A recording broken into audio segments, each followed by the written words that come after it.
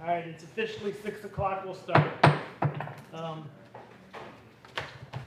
We'll wait a couple minutes and then we'll get people sworn in. So, Georgetown-Scott County Planning Commission agenda, August 12th, 2021. It's officially 6 o'clock. Under commission business, approval of the July invoices. I need a motion to approve the invoices. So moved. A motion by Mr. Mifflin. Second. Second by Mr. Stone. All in favor say aye.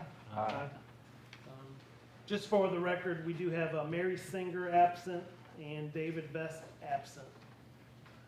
They were both on vacation. Under commission business B, approval of July 8th, 2021 minutes. I need a motion. Motion. Motion by Mr. Dewan. Second. Second by Dan Smith. All in favor say aye. Aye. Carries. C, approval of August agenda. We don't have any changes. No. So the agenda stands as is. I need an approval for the August agenda. A motion by Steve Smith. Second. A second by Dewan Garrett. All in favor say aye. Aye. Opposed? Okay, motion carries. Items for postponement or withdrawal. On here, I know we have one postponement.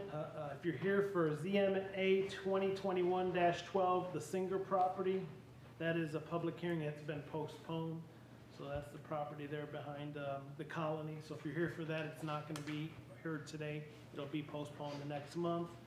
Other than that, that's the only postponement and or withdrawal. Correct, Joe? That's right. Consent agenda under item E. We do have one that's consent eligible.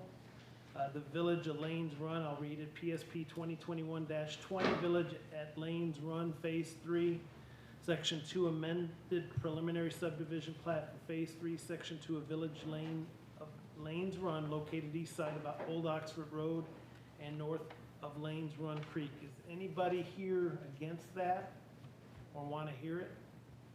Otherwise, it is consent eligible. We want to hear it. We want to hear it. Oh, you want to hear it? Okay, Yeah. thank you. So we'll hear that one. Anything else that's, I don't think anything else is consent eligible. Correct, okay. Well, then we'll jump right into old business. Again, with Singer property being postponed, we'll jump right into PSP 2021-20. And before we get started, we'll have Mr. Mifflin swear everybody in. So if you, or I'm sorry, Mr. Perkins. Charlie. So Charlie, if you're here to speak tonight, please rise and raise your right hand and Charlie will swear you in. Sorry, Mr. Mifflin. Do you swear or affirm the statement you're to make tonight to be the truth, to the best of your information and belief? Yes. Thank you. Thank you. We've only had two, I think you two have signed. Yes, if you're signed, If you're going to speak, you can Please sign in. Go ahead and sign. Yeah, go ahead and sign in. Sign in. Get your address. thanks, Joe. I think they were a little bit later than I Yes. made that announcement.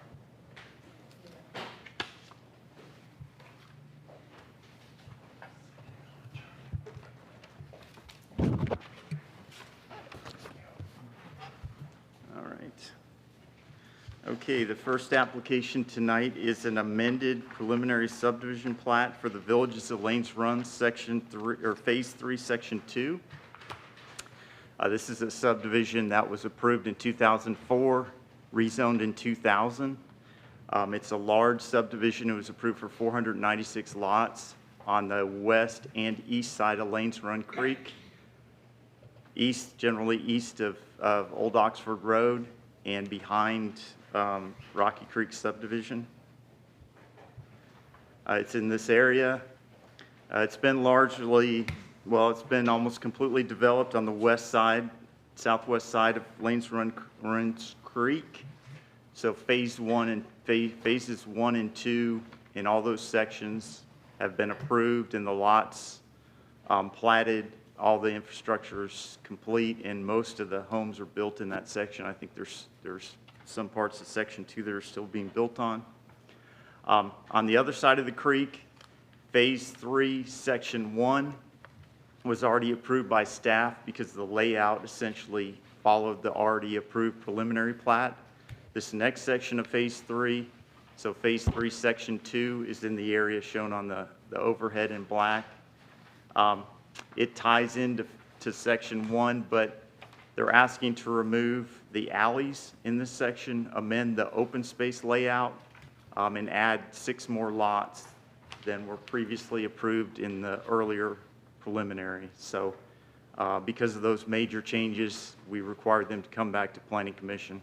The reason Phase 1 didn't remove the alleys is they just did the road coming in and going along the eastern boundary and the lots on each side, so they weren't, they may have been originally tied in to the alley system, but they didn't have alleys, so we did give them staff approval based on the already approved preliminary. So this is the area of the development in yellow, where it says R1C PUD, and you can see Lanes Run Creek kind of cuts through the bottom of it. This area backs up to the urban service boundary, and the area that's labeled A1 in green, that's part of this development, but it's outside the urban service boundary. So when you look at the 496 lots, most of the lots are inside the urban service boundary, but there are 10 lots. They had the density allowance for 10 lots outside the urban service boundary in that A1 area. That area wasn't rezoned, and they didn't ask to amend the urban service boundary. So that is part of this farm, but those will be larger lots back there if they are ever developed. So this is the area. This is showing you where Section 2 is on the original approved plan. You can see the white kind of linear park. That was the park area, open space area shown on the original approval. It tied into some park area adjacent to the creek, next to the entry road, if you can see it. So it kind of connected the lots back to the creek with a kind of linear open space, so residents could get to that creek. The original plan was to tie Rocky Creek Reserve, and this subdivision in with a kind of trail system along the creek. So that was part of the original layout. It also, I don't know if you can see it, but there's alleys along the linear park. The lots have rear access alleys, and a little bit to the north, some of those lots have rear access alleys as well. Those are being removed with this new layout. So again, this is the original approval. You can see the lots are smaller on the left-hand side, and as you go back, as the L, the bottom of the L up on the top, the lots get larger in width and size till you get to the urban service boundary, and then there's no lots shown outside the urban service boundary, but they do have the ability to do 10 rural lots in that area. So this was the approval we had on record. As I mentioned, Phase 1 was already approved by staff because it followed the general layout. The changes, you can see the changes in this plan. Originally, there were 4 road connections running to the east from that main entry road. Those are no longer there, so they're reducing it to 1 kind of east-west connector, removing that linear park. And then the alley, removal of the alleys in that right-of-way freed up some land. That's where they picked up the 6 extra lots in this phase. This has been postponed a couple times. We've worked through some issues with the open space. The original submittal didn't really have good usable open space, so I've asked them to amend that, and they have by providing, this pointer doesn't work, but if you can see, the open space areas are shaded. They all have access from a public street.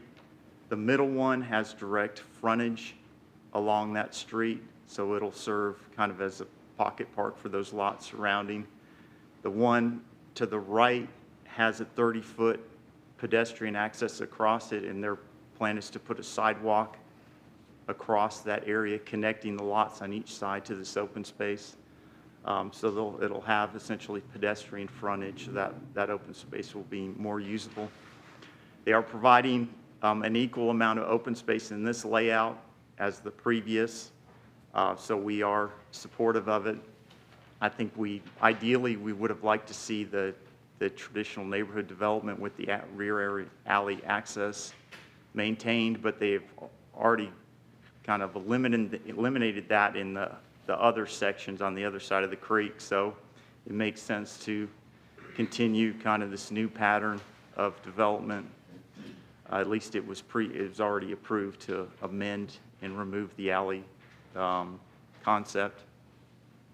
I guess so we are in support of these changes. I guess the main concerns we still have are the double frontage lots along Old Oxford. There is a 40-foot combination of gas easement and utility and landscape buffer along Old Oxford, so that kind of limits the buildable area of those lots. They have said that they have a footprint that will fit on all those lots, so they will be buildable, but we won't support at the staff level any future variances because of the depth. If at construction plan stage, when they submit those plans, if they amend kind of the road alignment to get more depth, some of those shorter lots, we'd be supportive of that. So at this point, we'll support it, but that is a potential issue that we see. They are required to comply with the previous conditions of approval, which are road improvements on Old Oxford, widening it along the rest of their frontage to 22 feet from center line with ditches and shoulders. And they also need to put in, there was a condition that they put in turn lanes, center turn lane and A-cell and D-cell lanes, and show that they have sight distance at both entrances, and they have provided a sight distance exhibit. So we are recommending approval with the conditions of approval in the staff report. I guess the main change from, I think the version maybe, I caught it before I sent it out to you, but the open space, I've asked for a minimum of 2 acres of open space and park area distributed throughout the phase with a minimum of 100 foot of road frontage. I eliminated that 100-foot requirement because we discussed when we met that one open space was going to be provided, you know, they would provide access to it, so I was in support of that, and I just didn't remove the condition. So that may be a change from your staff report. Other than that, they are all the other conditions. So we're just going to eliminate the verbiage of with a minimum of 100 feet road frontage? Yes, Okay. yeah, We'll still leave that's the my recommendation. condition 2 there. Yeah. Any questions for Joe at this point by the commission? Yeah, I've got a couple. Does Rocky Creek and Phase 1 have that trail system in place? There is not a trail system, no. I mean, they have the open space protected, but it's just trail system natural. never was. No, I think the idea was to dedicate that to the Parks and Rec Department, or have the Parks and Rec Department take over or build a trail in there and just allow that open space to be there for a future trail, Okay. if it was ever constructed. And then in the top right-hand corner, lots 110, 111, and 119, then that shows, is that the detention, or the detention easement is that line, but that says sealed geotechnical note, an existing pond. Will houses be able to be built on those 3 lots? They'll have to get a geotech study of that area, if they can mitigate it. Ben might be able to answer that question better. I haven't got any information on it yet. I would say ask the engineer when he gets up to speed. Okay. Yeah, if they can't provide, you know, proof that it can be mitigated or it can support it. Okay. That's all I have. Any other questions for Joe by the commission? Thank you, Joe. Sure. Would the applicant come up and speak? Mr. Chairman, members of the commission, Jason Banks, Banks Engineering. I'm here tonight on behalf of M&D Holdings and Briggs Commercial Construction. I think Joe's done a pretty good job outlining what we're proposing to do, and we're in agreement with all his staff report. And I'll answer Mr. Mifflin's question. On the geotechnical note, there is an existing pond there, and we've got a note on the preliminary here.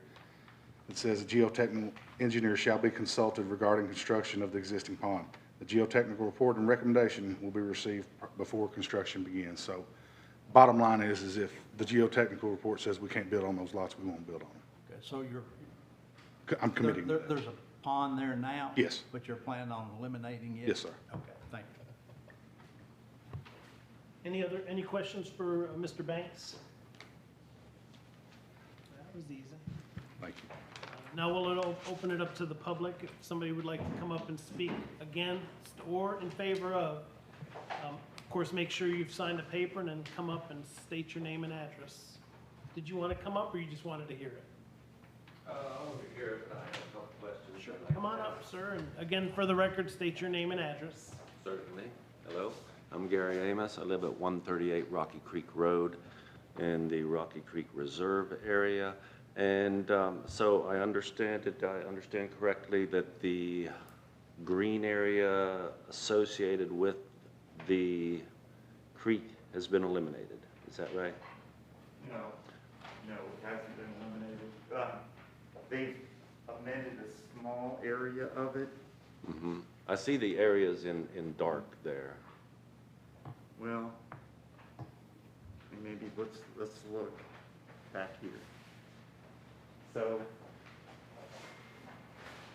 see this park area right here?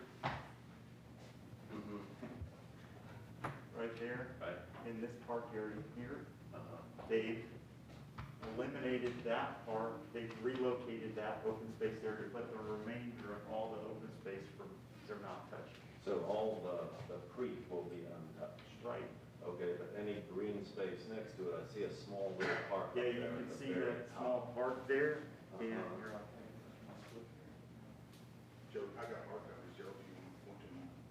okay. Well, I mean, you too, but that, see, they're leaving that open space there, so there's access to the creek. You see that? And so before, it was more linear and went down. Now it's that front part, and then it's these other open space areas, right, and that linear. But the conservation area along the creek is not Is affected. untouched there. Okay. And that will continue to be protected then? Correct. Okay. And how about I heard discussion about a change in access on one road going into the area. I didn't hear Rocky Creek Road discussed. Changes in that. There's no changes, so there'll be one, you're in the reserve, right? Rocky Mhm. Creek Reserve, there'll be one connection to Rocky Creek Reserve. So this connection up here, Limestone. oh no, actually it's down here. Yeah. So you can see they had a stub road there, Right. so that's remaining to Rocky Creek Reserve. So it'll connect to Rocky Creek Reserve. So is this limestone right here? Yes. Coming down there? Yeah. All right. So that will potentially be a main entrance or exit of these houses, right? I doubt they'll go that way, but yes, there'll be a connection and you can go that way. You can go to the. Right, in the so other direction. my question is that right now, they're building, Ball Homes is building a bunch of houses up there. Construction traffic is a problem coming and going from Rocky Creek Road, especially with cars parked on the side of the road. So I'm wondering if with the increased construction, trucks and everything else, I mean cement mixers, dump trucks, and the 25 mile per hour speed limit is apparently non-existence. I was wondering if, obviously, if the road is enlarged, we're going to take people's front yards. But can something be done about the parking on the sides of the road? Because right now, with a car parked, two cars have a hard time. Two cars cannot get by each other on that street. Trucks, you might as well forget it. So I'd like to know if something is possible to eliminate or change that some way so that access is not impaired. Joe, is there usually one side of the street only that's parking and the other is not? Yes. So you can call the police if there's parking, and there's signs that say no parking. Yeah, I understand that, but still, like I say, if the side that allows cars are parked there, you still can't get two cars by with that one car parked on that side of the road. Well, I mean, we allow, the road is designed for parking on one side, so it's 26 foot. Maybe they're parking badly. I don't know if they're parking out into the street, but my first impression was that it's construction, is it construction vehicles, people working on the house? No, some private residents. No. Well, I mean, the streets are designed for parking on one side, so in order to eliminate that, we have to change our ordinances. I mean, kind of need some on-street parking, Okay. maybe something that the neighborhood. And that'd be, you'd go to city council for that. That wouldn't be heard, that wouldn't be heard here. No, All right. There's a traffic committee through the city. Yeah. Okay. You take it to us. And I can get up there. My understanding, yes, the roads are wide enough for parking on one side, and unless they're signed, otherwise, there should be at least 20-foot width with a car parked on one side of the curb. And my point is that there's no way you're going to get a cement truck or a dump truck through there safely with traffic flowing in both directions. It is. And again, that'd be something taken up at city council, not City, here. city council, okay. Yeah. And what else, what other organization did you say something about? Well, they have a subcommittee, it's traffic committee. Okay, appreciate your help. Thank you. Thank you, Mr. Amos. Anybody else want to speak against or in favor of this application? I didn't sign up, but I'm really curious. Well, you need to come up here and state your name and address, and then, did you swear in when? No, I did Okay, not. so Charlie will swear you in. Do you swear or affirm the statement you're about to make with the truth to the best of your information and belief? Yes. Thank you, ma'am. And please sign your name to the sign-in sheet. You can do it after if you want. Yeah, you All can right. do that. I'm Allison Bjork, and I live like right at the foot of Rocky Creek Reserve, of Rocky Creek Road and Limestone, so that's me right on the corner there. And it's like, my question, is that going to be where the traffic is going to come through there? Where's the, I can't really understand where the main entrance to this part of the development is going to be. You want to look, where are you located? I'm I'm on Rocky Creek Road, Okay. 135 Rocky Creek Road, and then I'm where you turn to go up the hill, right before the cul-de-sac. And I don't think that's on that map. Yeah, see, that's the problem, it's not on the map. So, here's Rocky Creek, here's Rocky Creek Reserve, it's not built out, so are you, I'm right where they come down from where they're building the ball homes, that's limestone, comes right down my side yard. And there's trucks, they don't stop for that, and it's bad enough with just the number of trucks that are up there for what they're building now, but it's only gonna get worse if that's gonna be the main access of those trucks in and out. well, no, the trucks for this phase will not come through, Rocky Creek no, Reserve. no, they'll come through off Old Oxford. I don't really understand where Old Oxford is. Well, it's this long street right here that falls to the west side, next to the Cherry Blossom Golf Course, Okay. so it's the main road. But these houses are gonna be connected to Rocky Creek Reserve. Eventually there'll be a road connection, Limestone will connect between Old Oxford Road and Rocky. Where they're currently building that phase, so it will connect. so, yeah. right here in the bottom, and that's limestone. So eventually, it will connect when the road, not during this initial construction of the subdivision, and we can, you know, assure you that the construction entrance won't be coming through Rock Creek Reserve.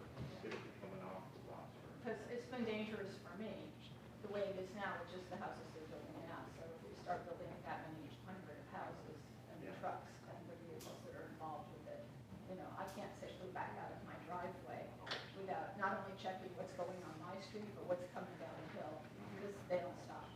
Yeah. And the funny thing about telling people to move off the street, the two biggest violators are police cars.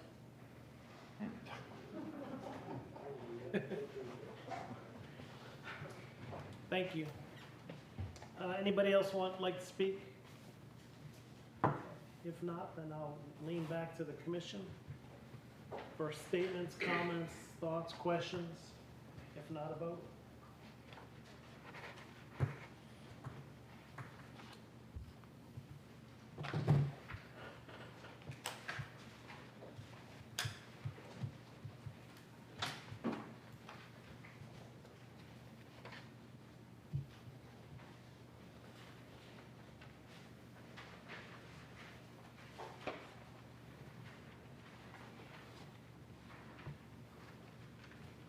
I have one more question as far as the, seems like the majority of these lots do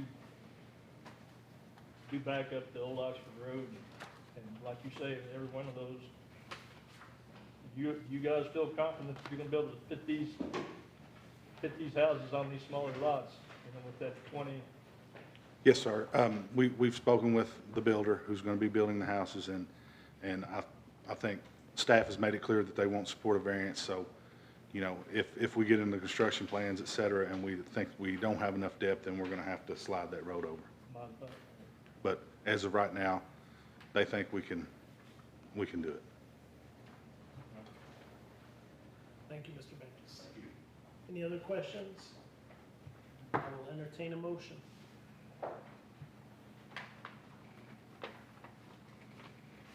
So the staff's recommendation is number two to be eliminated? Well, no, Or just 100 staff foot? recommendation is to approve eliminating that last Okay. part of number 2, which is with a minimum of 100 feet of road frontage, because that one particular green space has access on both ends, Gotcha. but it doesn't have 100 foot. So we just eliminated that second part of number 2. Correct.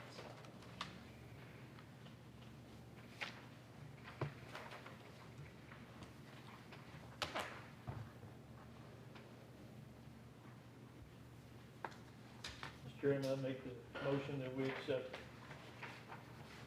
Got a motion by, FSP 2021-25 and the 12 conditions of approval. Go with it. okay, got a motion by Steve Smith, Second. second by Mr. Garrett. And just for the record, it's PSP-2021-20, I think. Oh, I'm Steve just said. kidding. So I've I got put the wrong one over. no worry. Got a second by Mr. Garrett. All in favor, say aye. Aye. Anybody opposed? Motion carries. Mr. Banks, step up there and sign the paperwork with our attorney. Moving on to next is FSP-2021-25 Fairfield Farm Subdivision, final subdivision plat to subdivide an existing lot into 3 lots in Fairfield Farm Subdivision located at 3684 Frankfurt Road. All right, okay, this is a final subdivision plat for a re-subdivision of a lot in a rural 5-acre lot subdivision called Fairfield Farm. It's on US 460 Frankfurt Road, just east of Victoria Estates and, is that Harmony Ridge? I forget the name of that subdivision. Homestead, I knew it started with an H. So this is a subdivision that was approved in 2004. Road was constructed around that time, maybe 2005. And then it was platted at that time for 10 residential lots. The lot at the front, Lot 10, was split by the main road that went, that served the main subdivision. So it kind of created a remnant. If you see on the left-hand side, that remnant's under 5 acres. Initially, it was tied to Lot 10. Later, we got another subdivision where it was kind of severed but listed as unbuildable. So that's an unbuildable tract on that side, or unbuildable remnant created by the road. But the remainder was, or the whole was 21 acres, so it was large enough to re-subdivide. But there was a condition at the time of original approval that any future subdivision lots created by it shall be accessed by the interior road, so they couldn't access 460. There was a house on it already with a barn and a garage, and it already had an entrance on 460. So right now, Lot 10 is 21 plus acres. It has a house on it and a barn and a garage with a driveway from 460. So the request is to subdivide it into 3 new tracts, and then the remainder, that remnant, there'll be a note on that it'll remain unbuildable unless consolidated with a tract creating a lot over 5 acres. It drops off pretty severely, so I don't think there's much that can be done with it. But the request is to create these new lots, 10B, 10C, and 10D. 10B will have the house and the garage and barn. And then the 2 new lots will face Fairfield Farm Road. There is a kind of a karst area, a depression. We've noted on there that that area is unbuildable unless we see a geotech study that shows it's, it's buildable area. The lot sizes, widths, setbacks, they all meet our minimum requirements, so we have no issues with the subdivision, so we were recommending approval. The main, I guess, issue that you need to consider is the condition of the road. So the road was built in 2005. It, I think it had problems, near the get-go, so pretty early. I've seen pictures of damage in 2005 in our files. I don't know all the history of it. Ben may know a little bit more, but I think they did some repairs at that time. But because of our bonding ordinance at the time, you had to have 50% of the lots with houses constructed on them before you could ask to dedicate the street to the county for, public acceptance and county maintenance. So, I mean, it just kind of lingered. Houses were built over time. The road got worse. I don't know how much repair they've done to it, but right now, if you've been out there, the road has, deterioration from start to finish. The front, I would say the area where these lots are proposed is probably the best section of the road. It still has some delamination and some issues, some, deterioration, but it seems to get worse as you get farther back, but that's where all the construction, that's where all the houses have been constructed in the back.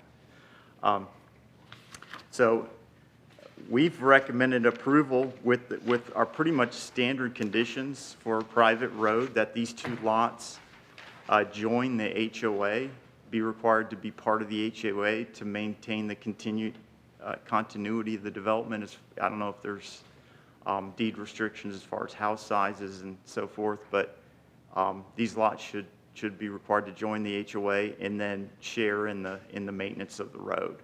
So our initial thought was, well, these lots will provide potential 2 more people that could share in maintenance or bring the road back up to standard so the county could accept it.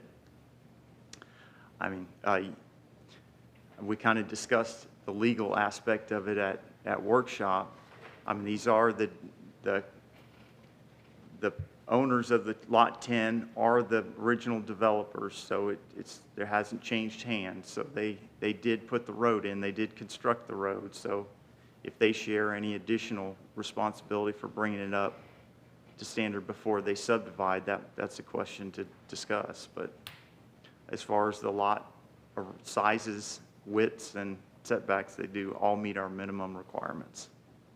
So we were recommending approval with the two conditions that I had in yellow, that they join the HOA and that they be, that both lots share in the maintenance, future maintenance of Fairfield Farm Road, and they both access that road, so use that road for their access, and that the karst depressed areas be studied further before Is that the correct numbers on there? Because I think on there it says 10B and 10C, and I think you mean 10C and 10D, looking at the map. 'Cause B and Say C and D? Does it say D? Yeah. Oh, okay, because on on mine it says track 10B. Number Oh, I'm- 5 and 10, you have, 4 and 5, you have different numbers in them. Number Okay. 5, you have Yeah, if you look at Well- number 5, go back, Joe. Whoever's running there you go. Okay. Number 5, it says the karst needs to be. That should be C and D. 10B and C, and I think it's supposed to be C and D. Okay. Because B has very little on it, just the very tip on the property. Okay, yeah, you're right. just So change that. that should be C and D Should be C on and number D. 5. Yeah. Yeah. Sorry. Oh, you're fine. Any questions for Joe? My concern is the road. I know we talked about it at workshop a little bit, and I think I wrote down is it's gonna be in a maintenance agreement, but what, is the possibility that the current owners can bring it to standard? Because I guess it's a fairly long road, and it's pretty tore up, prior to maybe maybe subdividing it an ask, let's put it. Yeah, I'd like to, and we'll ask that, I guess, of the applicant once they get up there. Yeah. Because, I mean, I haven't had a chance to get out there, but I've seen pictures, I've had pictures sent to me. And I know the road doesn't look good at all. No. All right, any other questions for Joe? If not, we'll bring the applicant up. Questions? Thanks, Joe. Okay. Would the applicant like to come up and speak? Mr. or Mrs. Guthrie? Yes. I didn't know you were going to focus on the road. I kind of was hoping Joe would Oh, focus. state your name and address for the record, Sorry. please. Laura Guthrie, 3684 Frankfurt Road. I own the property. You can pull that microphone down. Okay. We own the property across the street from this. This was originally an 88-acre farm owned by Verda and Grace Wynn. There are a number of, for those of you who've been around this county, there are a number of Wynns in the county, and they owned a lot of the land up and down the north side of 460, which is where this is. We are not developers. We got dragged into this when Buford, one of the heirs, was approached by a developer in Ohio who wanted to change the zoning and put in a subdivision. We, of course, wanting to maintain the rural character of the area, he said, if you give me $1 more, I'll sell it to you. So we took out a huge mortgage. We did not have the money to buy this 88-acre farm. So we were sort of dragged, kicking and screaming, into the development business about which we knew nothing. If I had it to do over and over again, I would not have created that 2.61 acre piece that is not currently appended to anything. I think that was a mistake, but at the time all this happened, I have stage 4 breast cancer, and at the time I had cancer, was being treated. We had 2 children. We didn't have a lot of time. We let other people help us figure out, how to divide the lots up and so on, because like I said, we didn't go into this as developers, and we're still not developers. What we did keep, we sold 9 lots, and you can't see any of the houses except one if you drive down the road, which was our intention, because the roads, or the land slopes away from the road as it goes north, and so the houses are all sort of down the hill. We did keep, of course, we inherited a little house that the Verda and Grace Wynn lived in, and we've been renting that house and renovating it extensively. So we have actually, at great personal and financial sacrifice, gotten ourselves to this point. And where we are now is, I am not going to live much longer. My husband is 77 and also has cancer. And the executive of our will is our son in New Orleans, who he's an attorney in New Orleans. So we are trying to clean up, our affairs so that when he needs to step in and take care of things, he can't, he's so far away, he can't go through all of this. So as for the road, we did everything, including the final coating. My husband can speak better. We worked with Bert. What was Bert's last name? Burt Runyon.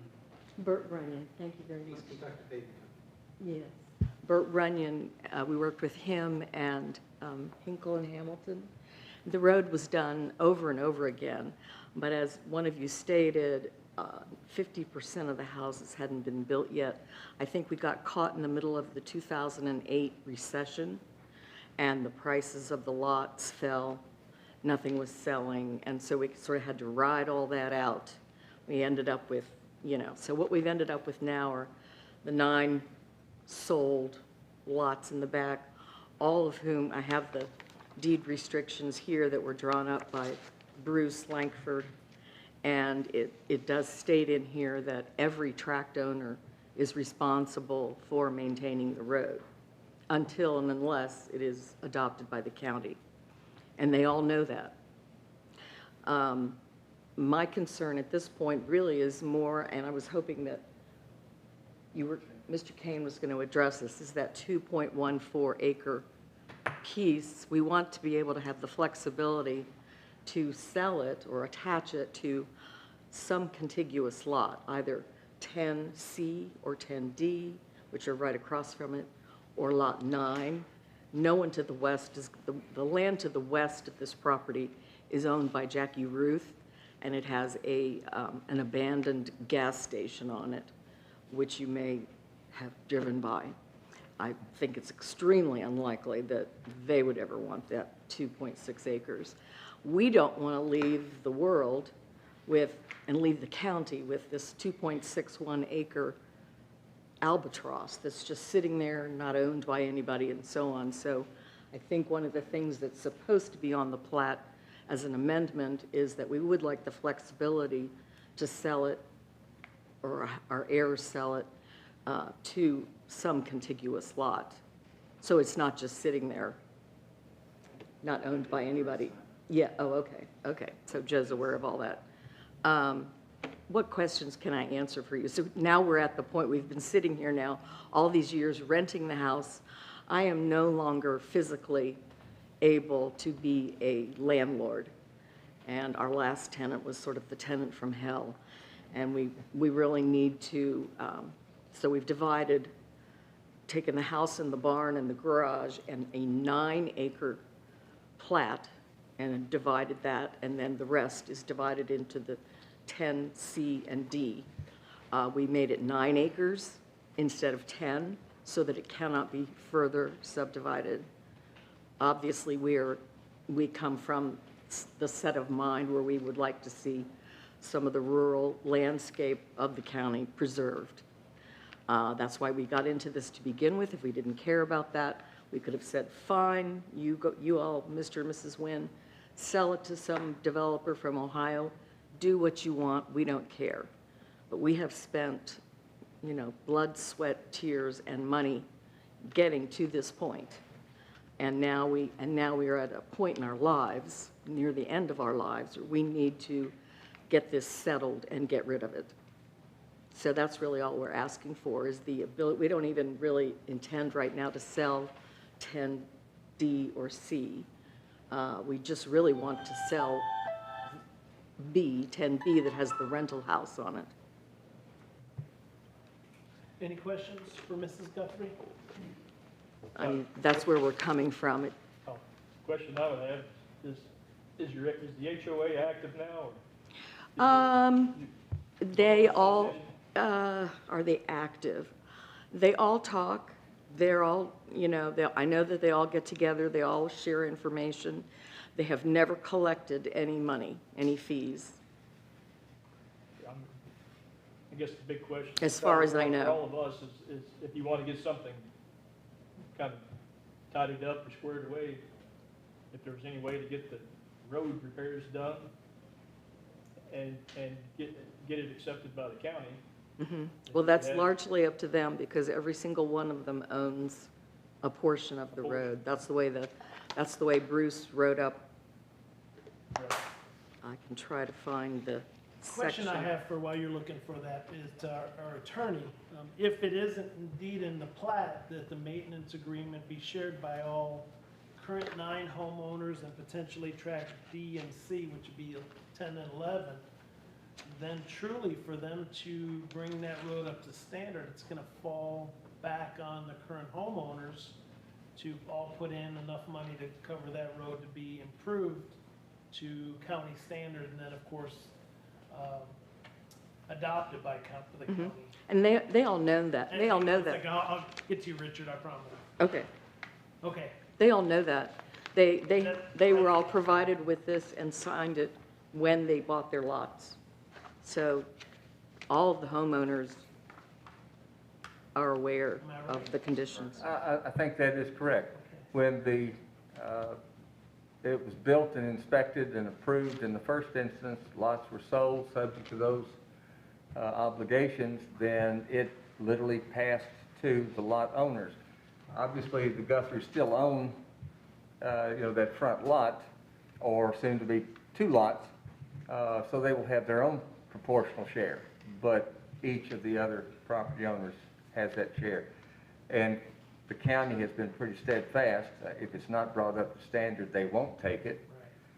It's unfortunate that they wouldn't take it when it was up to standard, but they had that 50, in fact, as far as I know, they may still have that 50% requirement. So to get it back up there, or else it remains responsibility of all the owners. All right, thank you, Mr. Perkins. Any questions by the commission of Mrs. Guthrie? I think we've got a couple community members who want to speak. No? Okay, thank you. I'd be glad to read you the portion. Oh, sure, I mean, if you want, please. Homeowners Association and assessments. Every owner of tracts 1 through 9 shall be a member of the Fairfield Farms Homeowners Association, and by acceptance of a deed to said tract agrees to accept membership in the FFHA, to become a member of the FFHA. Each owner member shall abide by the laws, rules, and regulations, and shall pay when due the assessments imposed by the FFHA, and shall comply with and abide by the decisions of the FFHA, tracts 1 through 9, and therefore FFHA shall become effective as an association and assume responsibility for operation, maintenance, and repair of Fairfield Farm Road, including the stone entrance, when the final layer of paving has been installed by the developer, which we already did years ago. At the time, my husband presented it to, we were told that there were so many people wanting the county to take over their road that they were just, up to their eyeballs with it, and they just wouldn't, they just said no. Thank you. Richard, if you want to speak, come on up to the microphone, state your name and address. And My name is Richard Dugas. I live at 111 Fairfield Farm Road, and I've been asked by the neighbors to speak on behalf of the neighbors. And we've also have a written statement that we'd like to put into the record, and I'll read that statement for you. Who gets the official copy here? give it to Joe. Okay, and it is signed by all the lot owners of 1 through 9. Thank you. To the Georgetown-Scott County Planning Commission, we, the undersigned homeowners in the Fairfield Farm Estate subdivision, collectively enter into the record proceedings of these comments, concerns, and objections regarding to the proposed modifications to the existing Fairfield Farm Estates subdivision plat to add additional residential lots. The principal concern and objection arises from the additional of any additional traffic onto Fairfield Farm Road, which is an undedicated right-of-way. Hobson Properties failed to construct the original road to the minimum standards required in order for it to be considered into adoption for the county road system. The requirement for the road construction was set forth in the original plat approved by this body in 2004 or 2005. As such, the existing road does not meet the minimum standards to be adopted into the county road system as attested to in 2007, 2008, and several times since then by J.R. Brandenburg. I've had many conversations with him about this road, and he said it was never built to standard. He watched it be built. He let the people know when they were building it wasn't being built to standard. The road failed within the first 12 months and had to be completely ripped out, and it failed again within the first 4 years. So any road, if the county is building roads to that standard and they fail in 4 years, there's an issue. So continuing on, not only have I spoke to J.R. Brandenburg, County Road Supervisor, but I've also had several discussions with Chad Wallace, Magistrate for 3rd District. And again, he reiterates the same thing, that he would lean to JR. First question he's going to ask, JR, does it meet the standard? Before he would have any discussions and bring it before the fiscal court for adoption into the county road system. It should be noted that the Scott County School Board has never allowed their buses to utilize Fairfield Farm Road, although it meets all the county standards. So please, somebody explain to me why a road that meets all the standards doesn't meet the standards of the Scott County School Board. Since day one, the school board, 2005, has said, we do not feel that road meets the standard. We're not sending our buses down that road. You can call over to the transportation supervisor at the school board and ask that question. Even though the road, we do agree that the road is wide enough, meets those width standards, meets those other standards. The cul-de-sac down at the end is sufficient for school buses to turn around. So we do agree those portions of the standard are met.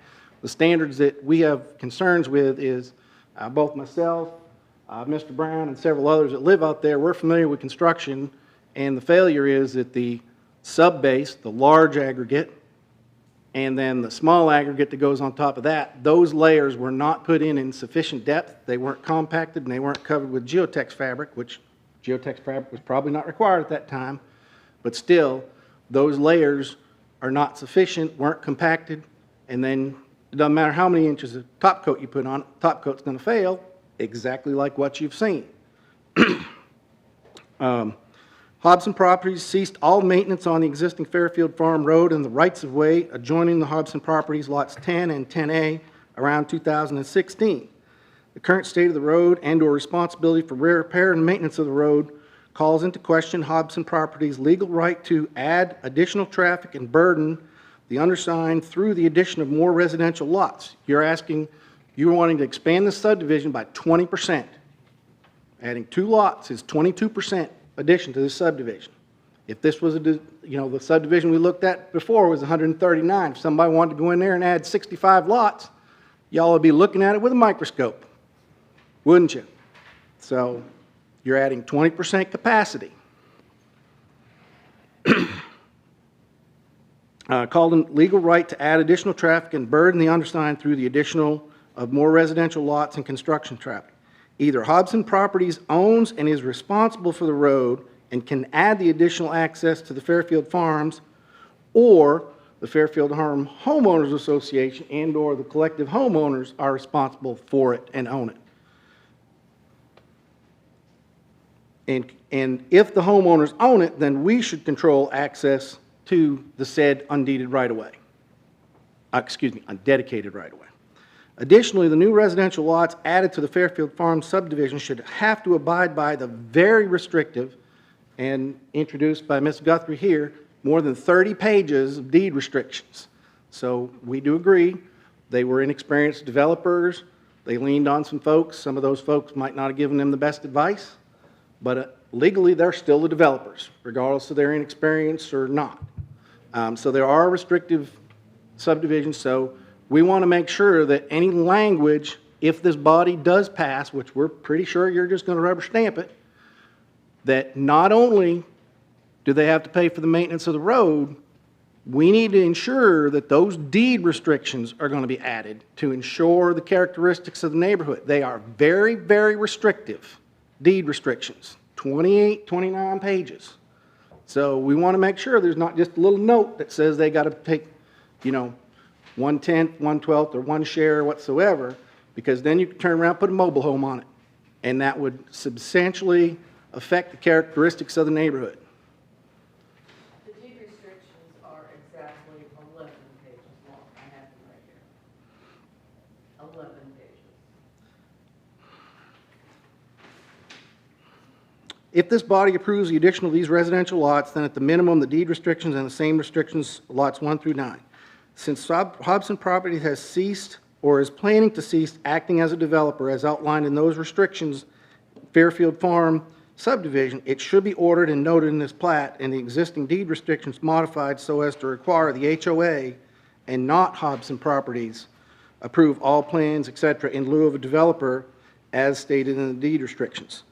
This will ensure consistency and compliance with the building standards and requirements set forth in the deed restrictions, such that the developers can't just say, well, you know, we're walking away, so we're going to just approve anything. We're going to give anybody a variance, and then, again, you just have double wide sitting out there with everybody else having these. So, again, that's where if, in fact, Hobson Properties wants to walk away from this development, then it needs to be a clean break, which is not what we're advocating for, because we think there's still some due diligence that's due.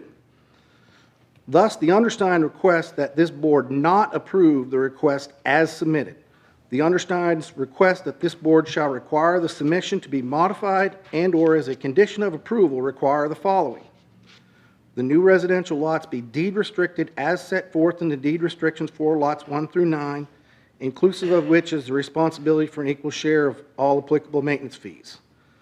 Verification that the water line supplying Fairfield Farm subdivisions is sufficient to handle the additional load of 2 more residences without the impact of the existing homes, including fire protection capacity. You're adding, again, 20% capacity. What was that system designed for? I don't see a signature block for, there's a signature block there, but there's no sign on it. Fire department hasn't reviewed it. And again, I understand that it's just a minor subdivision plat, but again, I'm going to hark back on it. It's a 22% change in capacity in a subdivision. The HOA be given the sole authority to approve plans and ensure compliance with restrictions of 2 additional residential lots.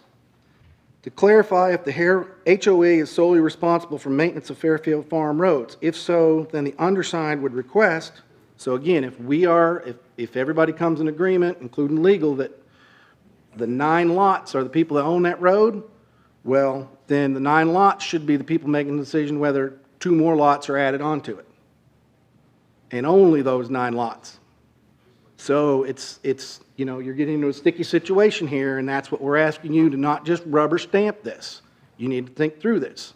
Because again, we all understand that, we all read the subdivision restrictions, but the premature failure of the road, we didn't buy into that. We bought into every single one of these homeowners was told by their closing agents and by representatives of Hobson Properties that that road was built to standard and was going to be dedicated into the county system. Not could be, would be. I understand that's outside of their scope to make that happen, but that's what they told us as part of the sale and purchase process. So yes, we did all sign those deed restrictions under that assumption, under that statement. If Hobson Properties is solely responsible for the maintenance of Fairfield Farm Road, so this is the question, either the HOA owns it or Hobson Properties does. If they're responsible for the maintenance of Fairfield Farm Road, then this body should review for safety the physical condition of said road prior to adding additional traffic. And it should require them to bring it up to the minimum county standards. That's signed by all 9 of the existing homeowners, 8 of which have houses out there and are actively living there. 1 lot is sold but has not built it. And so the reason why that 1 section of the road up in the front hasn't torn up yet, no one's built up there. So you haven't had construction, you've had construction traffic go past there, but you don't have the cement truck sitting out there rotating, waiting to come in, access and back off and on, which I would assume that's last little 400 or 500 foot section is going to fail as soon as you start building homes up there. So also, as a point to Ms. Guthrie's statement of we all knew, there has never been a formal notice to any member here that, oh, we've turned the road over to you. Here it is. Your question you asked, is there an active homeowners association? No, there has never been an active homeowners association. There's never actually ever been a homeowners association meeting. According to the Secretary of State's website, Fairfield Farms Homeowners Association, which is stated in the deed restrictions, was never formed. I worked for Ball Homes for 6 years, and I know what a developer usually does. The developer goes in, starts the homeowner association, appoints the initial directors, creates the bylaws, and then when they turn it over, they turn that over to the residents as part of, when it's the formal, here you go, you all are responsible for it, you're responsible. That has never taken place. Again, that might be an error because the developers in this case are not experienced developers and didn't understand that there needs to be a formal handshake. Cross the line, here you go, you're responsible for it. So those are the statements that we want to make sure they're on the record. And I think Mr. Brown has added his name, and I think he wants to address some of the issues with the cars.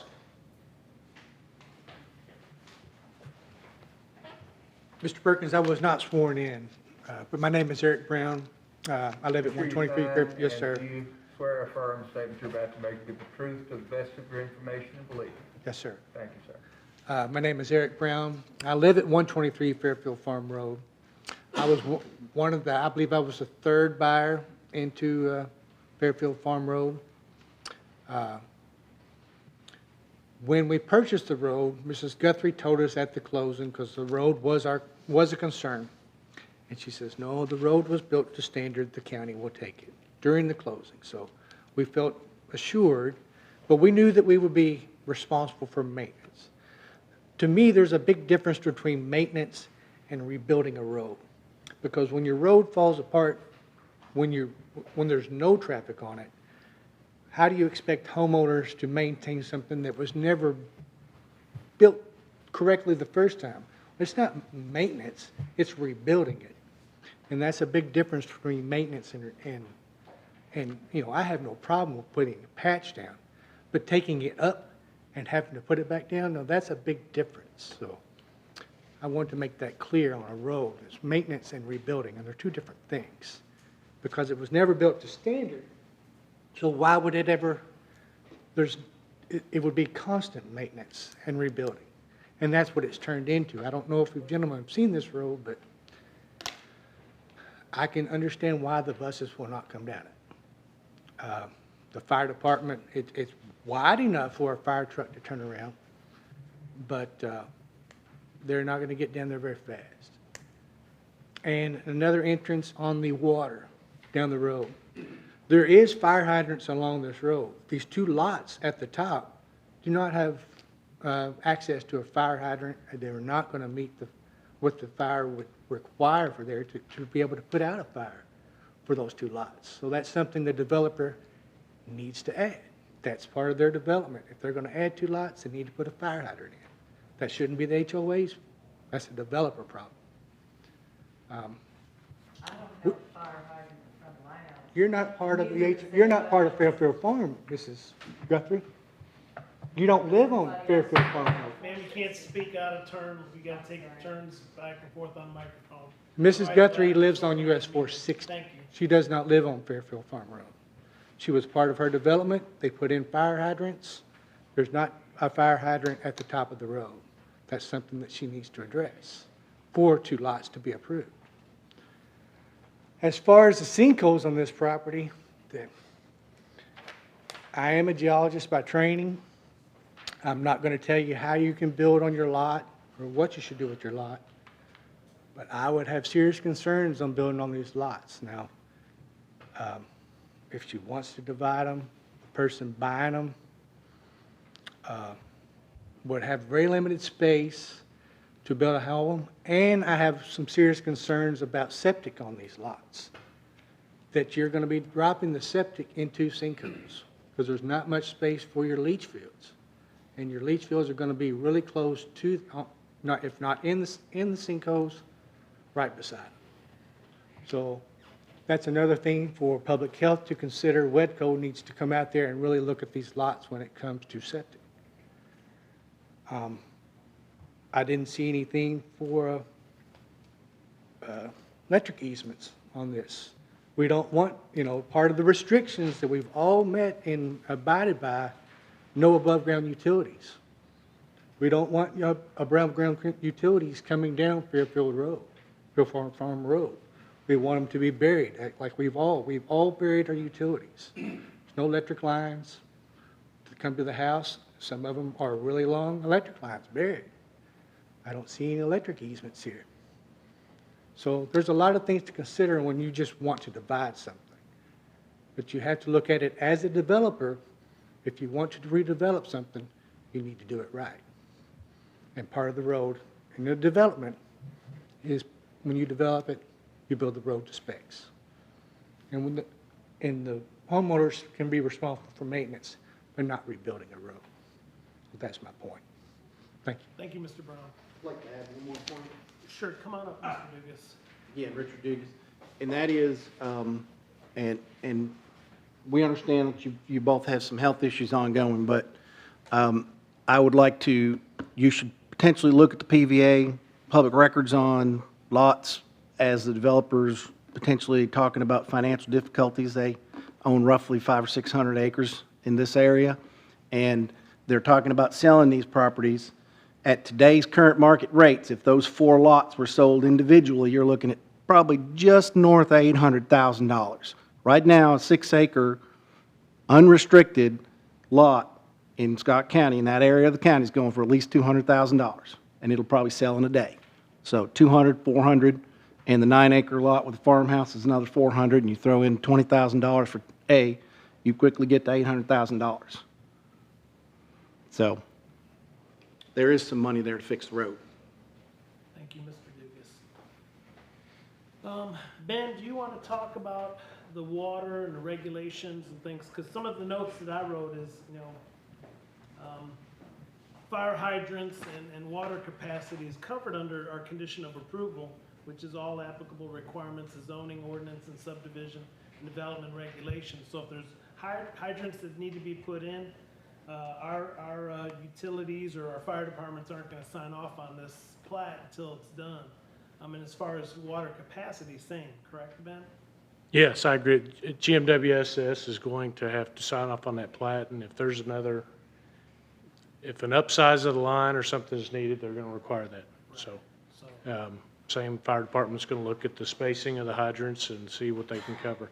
So, engineer with the Planning Commission, Ben Krebs speaking. I agree with a lot of the statements. There's a couple things I wanted to add to the record, but I started with the Planning Commission in 2004, and I was with the Planning Commission until 2010. So I was around when this road got built.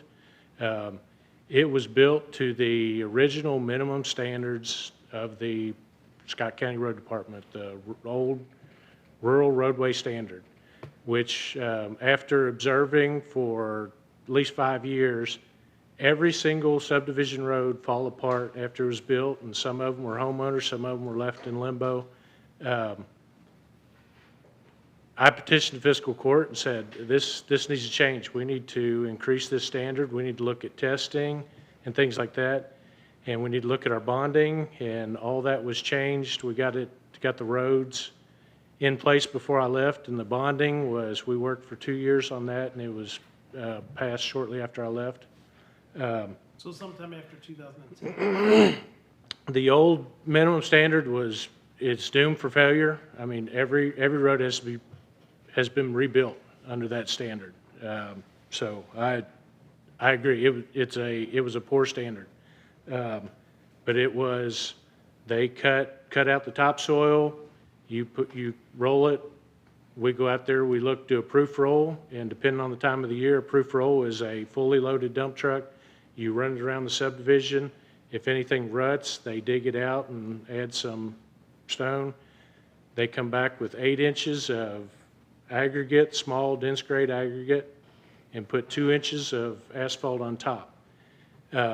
That is supposed to last, that 2 inches is supposed to last until 50% of the homes were built. And then they were supposed to come in and make any repairs and then add the final surface. So that's what was done in this case, but it was. I can remember it was failing the first year or two. A lot of that was, in my opinion, is probably due drainage under the road. I think there's drainage that pops up and comes out of the road in those holes. So I agree. Well, there was an added extra statement by Richard in there saying J.R. Brandenburg observed the roads when they were being built and said they were not correct. You said that statement, but it's not in your typed up statement. So I've never heard that from J.R. Brandenburg. I don't think he was out there at the time. So He stated to me in several conversations, I've had conversations with him since 2005 when I bought the lot. Met with him in 2008, right after I finished my house. Hey, when are you going to take this over? And he said, we're never taking it over. It wasn't ever built standard. he wasn't. And he's Yes. reiterated that to me several times. Yes, it was not, even 2 years later, it was not to a standard that the county would take over, and that I would recommend that the county take over. So it does need major construction, would need to be resurfaced after that construction, in my opinion. A lot of those repairs would probably need to go deep. I have not run an estimate and haven't had anybody go out there. I would like to hear, but I would guess rough guess is it's $100,000 to do that. That's You have to take it all the way out. it's about 1,000 feet of road.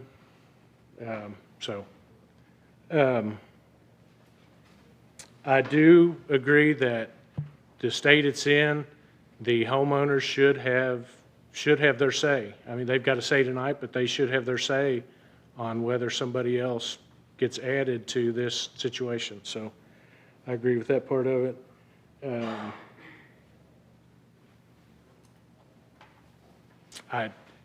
Do you have any questions for me?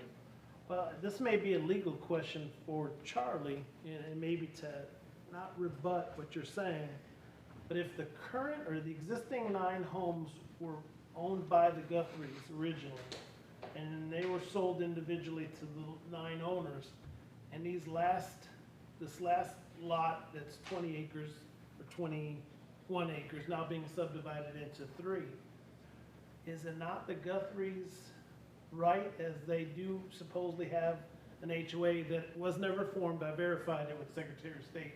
It has never been formed that I could find. But would they not then have the right to add these to an HOA if it had existed? At this point, it doesn't exist.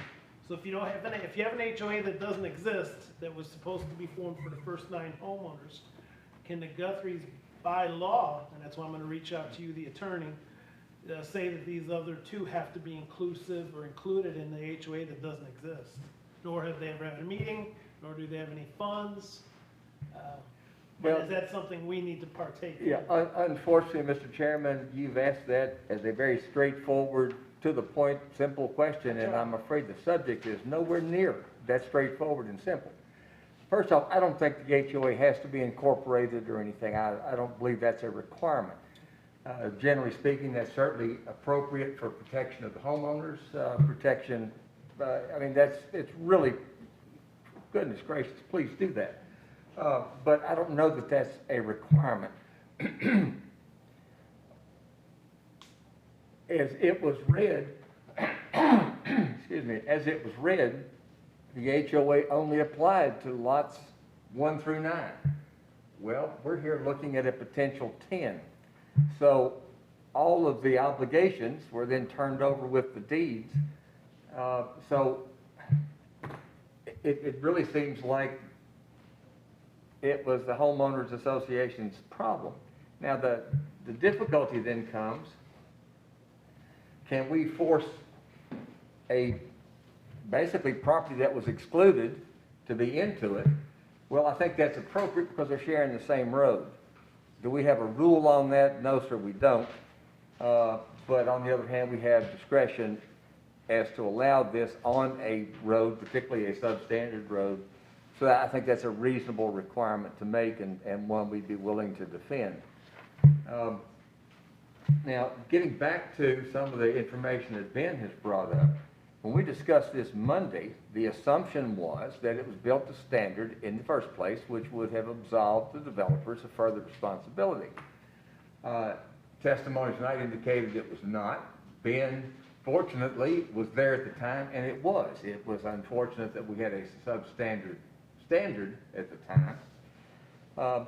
So it really raises just all kinds of issues. If it were built to the standard we've got now and was maintained and still in that standard, then tonight's application would be simply no problem whatever. As it stands, and this just occurred to me a little while ago, even with Ben explaining that a poor standard, but nonetheless it was built to the standard, what occurs to me,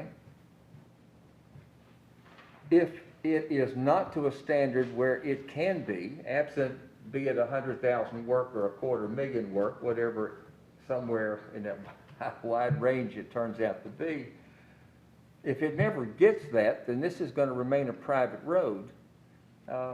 And we can't have a private road that's not still to a county standard if it's over, what, 4 or more houses? So I don't think we can add any more to this road. So it almost seems like to subdivide 10 into these new lots, it's going to have access to 460, not to this private road. I think Joe said in the report that it was restricted from the beginning, that if it ever was subdivided, it had to come out, at least the part that fronted on Fairfield Farm Road had to come out on Fairfield Farm Road. Well, except I don't think we can require that because it's not the standard, which makes it a private road substandard, and our own regs say you can't do that. I don't know why it was restricted like that, except maybe just the general principle. We don't want any more access points, not because of actual lack of sight distance and so on. But basically, it seems to do this. These lots have got to be standalone. Doesn't mean they can't then agree on something to join the HOA and participate in that 100,000 to 250,000 and so on. But otherwise, I don't think we can make them join something else, whether it's been incorporated or not. I don't think we can, by our own rules, require them to enter onto a substandard road that already exceeds our rules by 3 to 1. So there's just a whole lot of issues here. To ask that question of you, when you say it's 3 or more, Matt, I see Matt hold up 3, that road needs to be then made to county standard. County standard. That would just be the portion of that road for those 2 lots, not all the way back, unfortunately. Well, now, I think that's, yes, I can logically follow that, and I believe I can agree with that, because they wouldn't then be adding to the substandard too many lots that are already there. Current, but it would not help. residents. It would not help It would them, just help which them. is why it seems to me that the way to help them, if any, is to have this on Fairfield and to require them to join the HOA. But the very terms, apparently, of the HOA to date only applied to lots 1 through 10. I'm sorry, 1 through 9. It also, excuse me, but amazes me that there's never been any assessments or anything that would at least allow a pot, for, well, especially, although I agree with Mr. Brown, I believe it was, you're right, it's for maintenance and repair. It's not your responsibility generally to reconstruct. The difficulty here is there's no other place for that responsibility. I don't even know what the issues might be for any kinds of suits based upon your original contracts and understandings and representations, because most of those took place an awfully long time ago. So that's why, Mr. Chairman, I say your question was wonderfully put, but boy, there's a whole lot of other things involved as well. My concern is there's a maintenance agreement that supposedly all the 9 lots have previously signed when purchasing it, and it's also on the plat that it is their financial responsibility. And since it was built to standard, that maintenance agreement should have kicked in. Well, I if we understand. gate it, if we're the only 9 on it, we're responsible for it, then I should be able to gate it at the end, and the 2 lots that are in it, they don't get the code to the gate. And I don't really disagree with that. In fact, our own rules wouldn't even allow them If it's a access. private road, we can shut the road, we can shut the road down. Probably could. I mean, Not as for long this- as it remains a private road, absolutely they can do that. I mean, that's their prerogative as owners of a private road. You need to step up to the microphone, I'm- please. Before I go, I'll add one more condition. The school board, Scott County School Board has traditionally never put a school bus on a road that was not maintained by the Scott County Road Department. Victoria States, They can't control maintenance stuff. right next to us, Yeah. Victoria States is a private, maintained private. So that That's- statement is. That's probably the one Say exception unequivocally I'm aware of. incorrect that they don't do that. Because I watch, the bus actually comes back, if you've ever been through the backside of Victoria States, my house overlooks that, the school bus comes back that way, and that road is in way worse shape than ours, and they run school buses across it. And that road So was I'd built like by to the go on same record people. and say that's, As I recall. what if we cord the, We need to, hang on. We need to kind of come up to the microphone, because for one, it's recorded. and Right, then no people problem. have to- One way we could potentially see whether or not the road met the original standard would be to core the road. I don't know, Ben, do you know what it costs to core the road? 2 or 3 cores at different spots? Here that could tell us, choose to volunteer. Yeah, I can speak to that. there you go.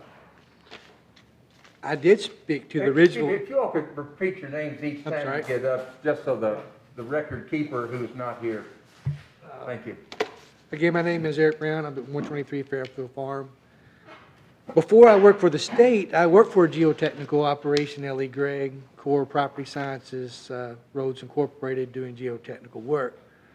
I spoke to the gentleman from L.E. Gregg that inspected this road and originally was built, and he told me that the recommendations they gave him, they didn't follow. Was to remove a certain amount of soil, to put down geotextile, so this road would be built to a standard that they would take.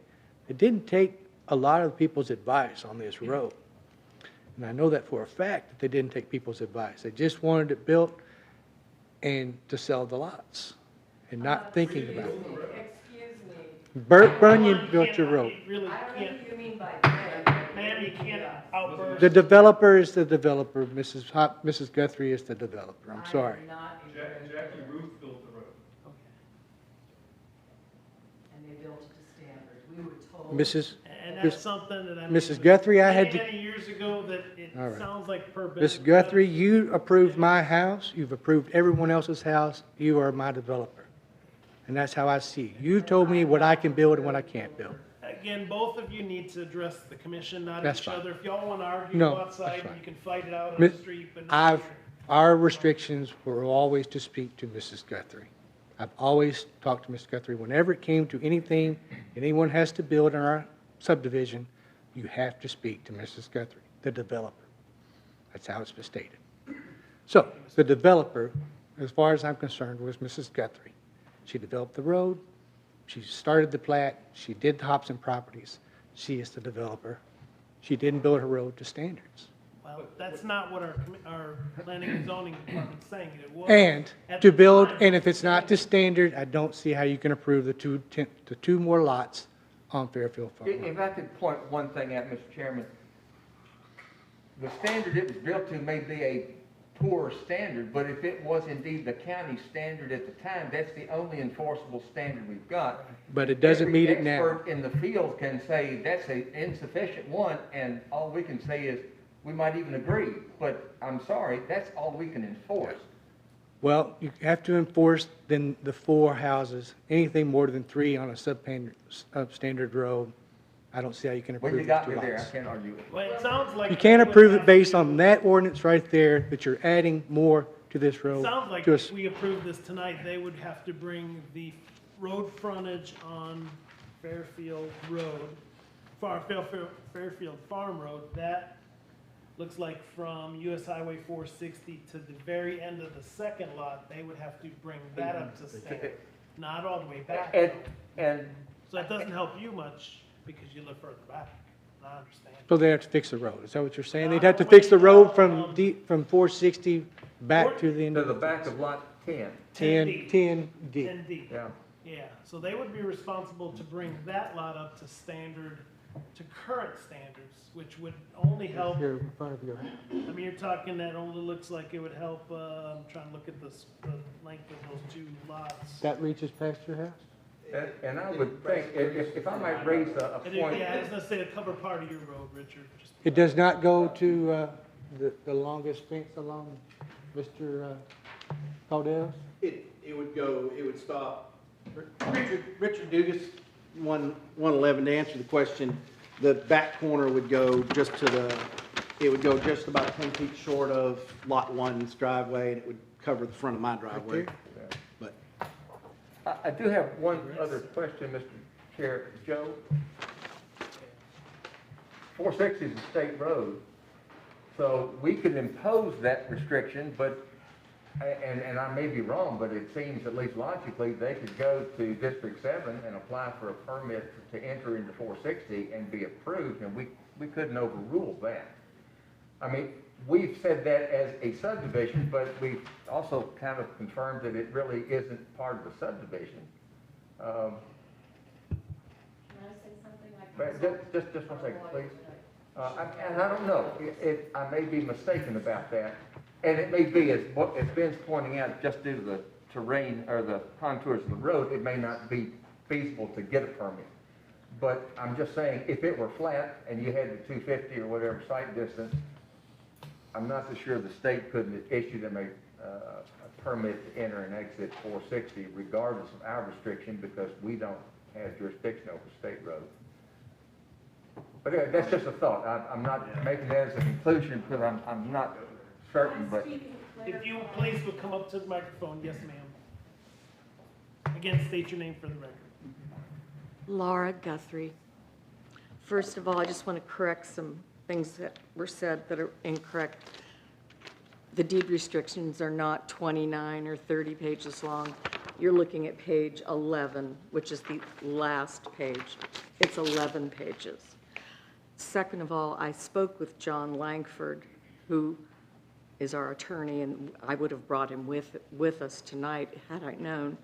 But it's his opinion that those two lots, and by the way, that's another correction, they're not three.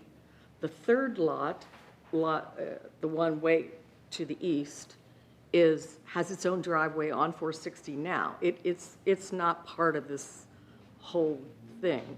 It's just the 10D and C that would enter or could enter from Fairfield Farm Road.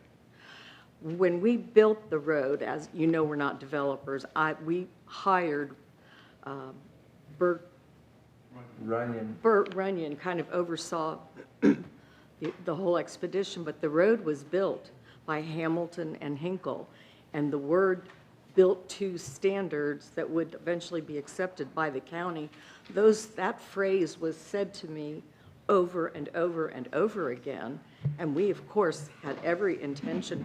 Why would I think someone has just accused me of building a road just to get to the houses. I would never, ever do that.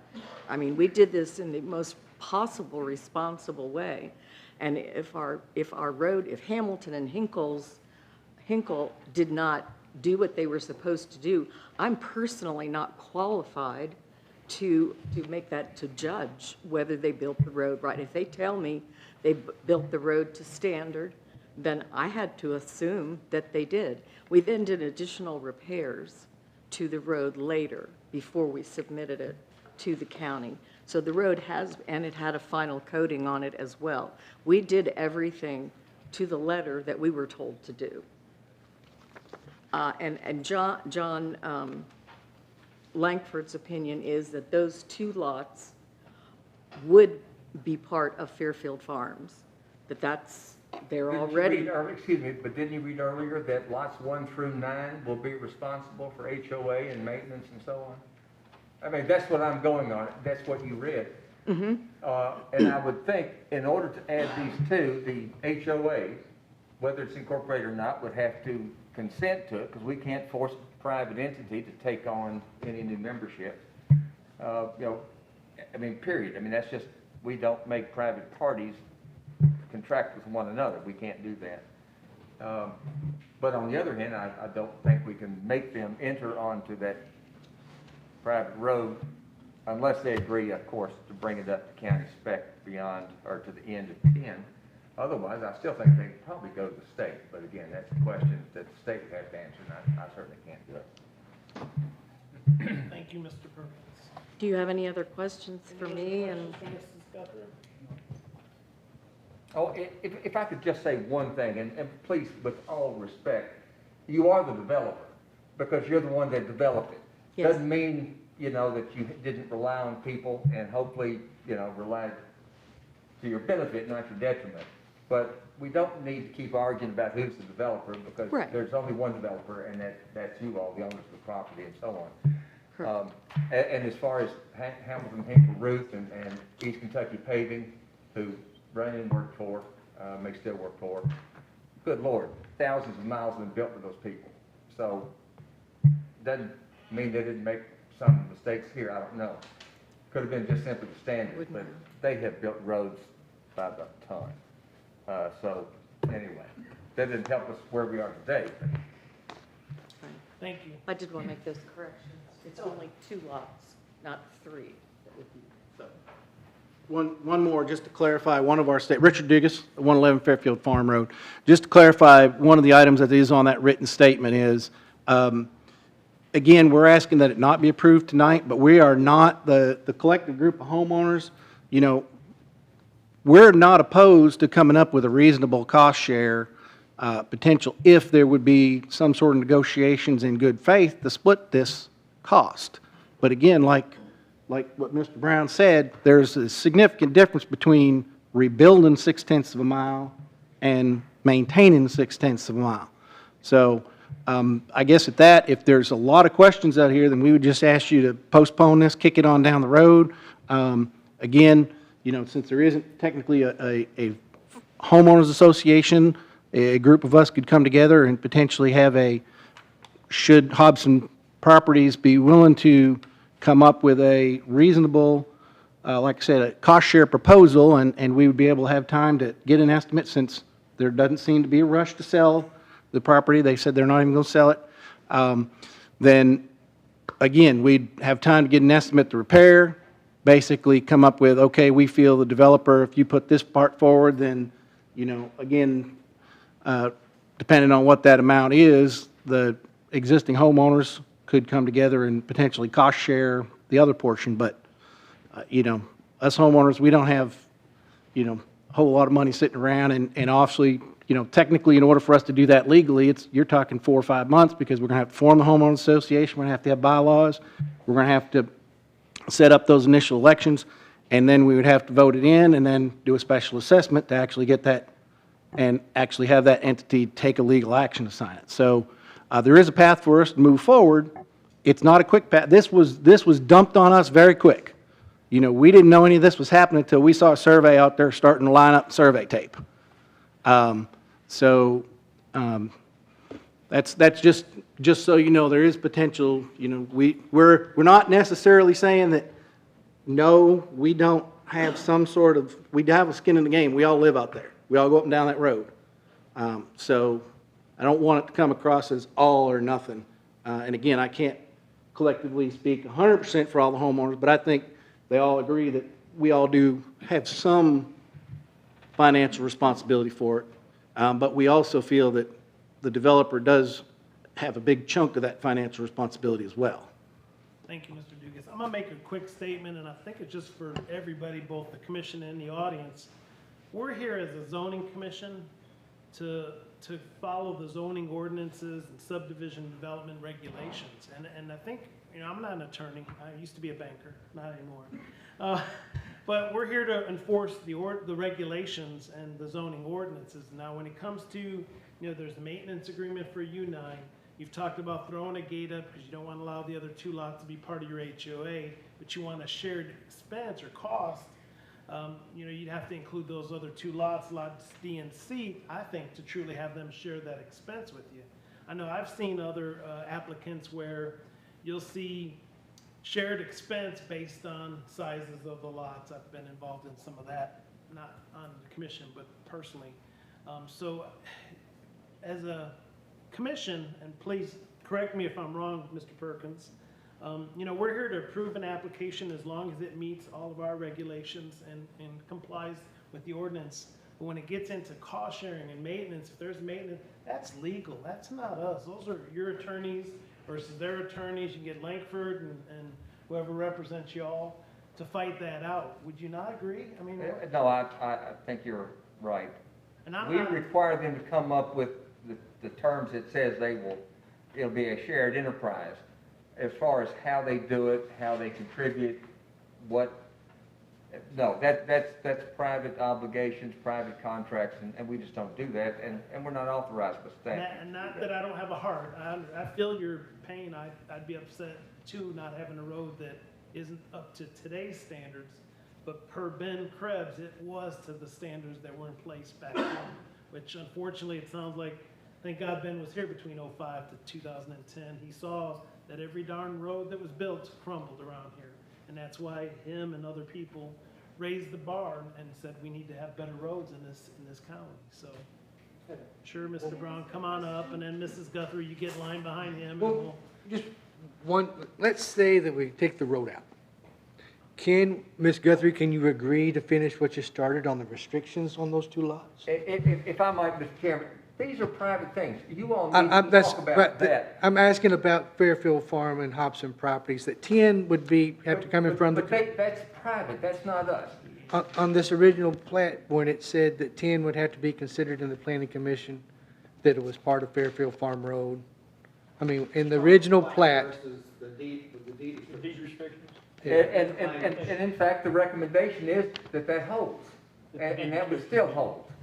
And I pointed out simply there's perhaps some legal niceties that may not ultimately fly, if in fact some of that ended up in court.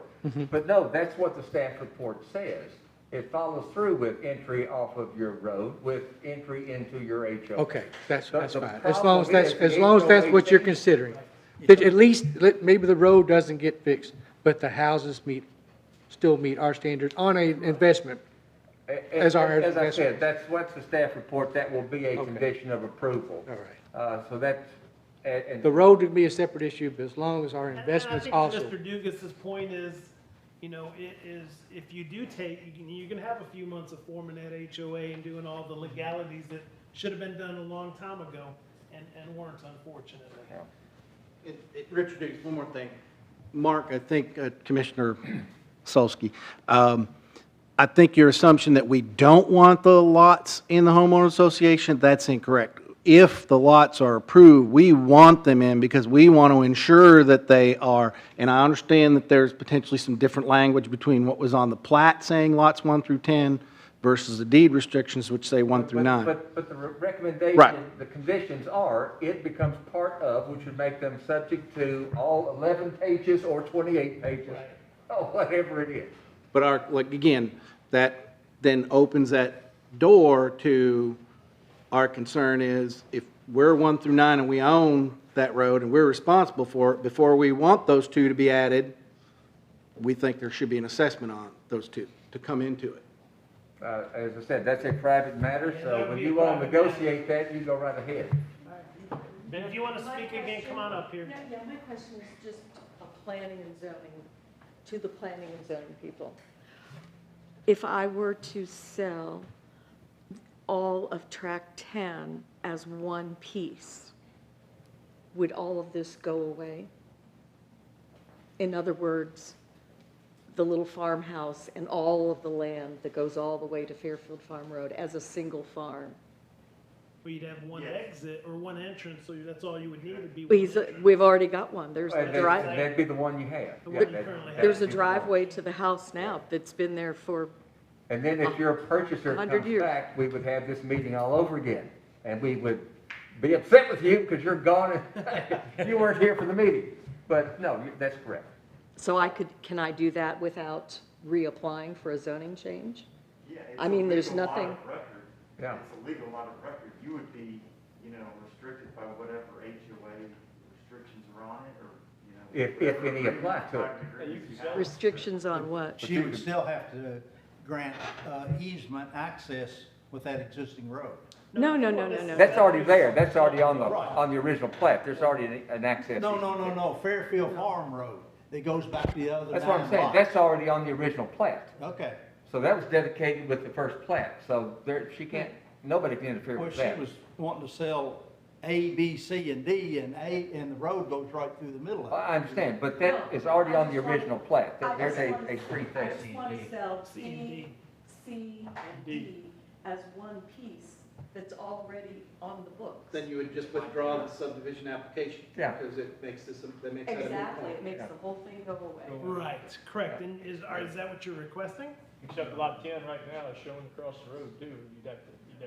That's actually, that was Richard Dugas, that was actually plotted in the amended plot that's on the record as a separate plat already. So she would be looking to sell B, C, and what you're showing as B, C, and D as one plot, but potentially 10A could be sold at the same time, but it is actually deeded separate.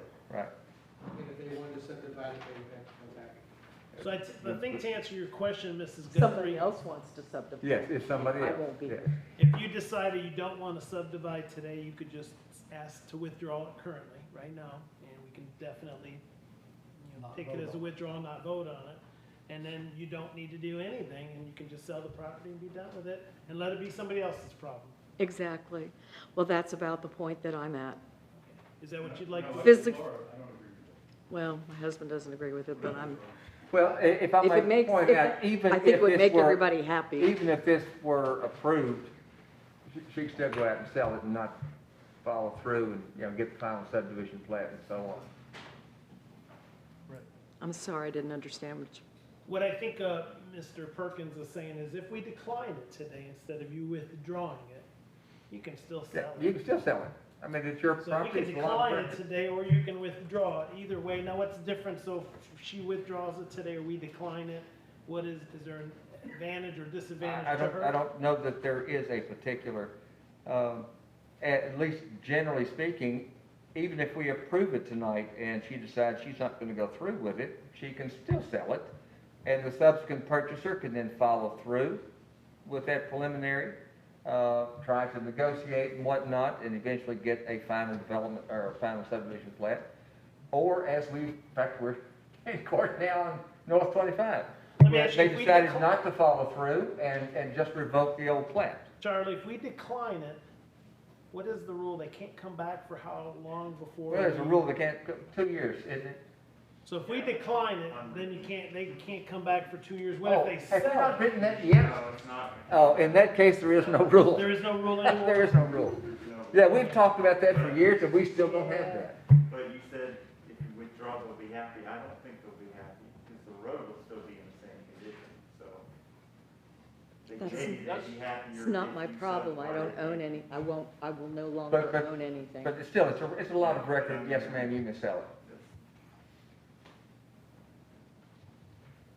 Okay, are you all planning to You can deny do whatever or? you want, ma'am. It's Are your you- application. We could recommend to continue it if you wanted, if somebody could look into finding what it would actually take to satisfy. Maybe you and the County. homeowners and your husband can all talk, and maybe y'all can come to agreement. We can hear it next month. What is your, oh, but if you deny it If we today, deny it today, it's done. If you withdraw it today, it's done. If we make a motion to It would have continue to it be to next month, resubmitted in the maybe future. y'all can Somebody hash wants- out some differences between now and then, and we can continue this conversation next month. But in the meantime, you need to find out what is it gonna take to satisfy J.R. Brandenburg and the county road department. What would it take for them to assume that, to assume responsibility for the road? Yeah, not only And I for don't the know. 2 lots, but maybe all the way to the back end, to the cul-de-sac. Yeah, if I might just make one suggestion, Mr. Chairman, since there's at least some, I won't say disagreement, but not yet resolution between the 2 owners, maybe you would like to just ask for it to be continued for a month. You all can talk about it and decide what your position is. You can then withdraw it. You can ask for a vote on it. You can have communication with the other owners.